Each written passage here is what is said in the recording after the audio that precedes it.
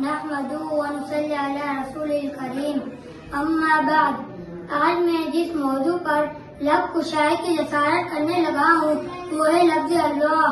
یوں تو اللہ تعالیٰ کے بہت سے نام ہیں، لیکن ان میں سے لفظ اللہ ذاتی نام ہے، باقی صفاتی نام ہے. نام اس وقت بھی تھا جب کائنات میں کچھ نہ تھا، یہ نام اس وقت بھی ہوگا جب کچھ باقی نہ رہے گا.